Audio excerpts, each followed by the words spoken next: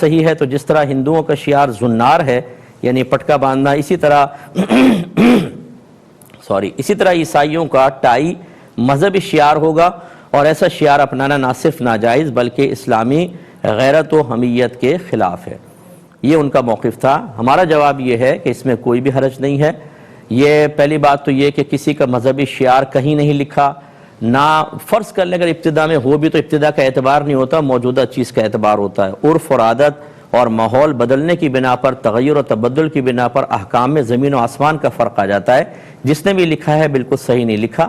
صحیح یہ ہے کہ جب کوئی چیز ادھر سے ہماری طرف آتی ہے، اگر ان کا ابھی بھی مذہبی شعار ہے جیسے سلیب باقاعدہ گلے میں ڈال لینا، یا ہندوؤں کی جو رسومات ہوتی ہیں باقاعدہ، یا ان کے جو مخصوص چیزیں استعمال ہوتی ہیں جو اب بھی ہو رہی ہوں، وہ مسلمان مذہبی شعار اختیار نہیں کر سکتا، کرے گا تو دائرہ اسلام سے خارج ہو جائے گا۔ ایک ہوتا ہے ان کی قومی علامت کہ اس کا مذہب سے تعلق نہیں ہوتا، لیکن جب آپ اس چیز کو دیکھتے ہیں تو آپ کا انتقال ذہن فوراً کسی خاص مخصوص غیر مسلم قوم کی طرف ہو جائے۔ جیسے ہندوستان پاکستان میں جب انگریز آئے تو پینٹ شرٹ پہنتے تھے، یا ان کے فوجی نیکر پہنتے تھے، وہ ٹیبل کرسی پہ کھانا کھاتے تھے، تو یہ ان کے ہاں، اور چمچے کانٹے سے کھانا یہ وہاں سے آیا، تو اس وقت یہ ان کا قومی شعار تھا، مذہب سے تعلق تو نہیں تھا۔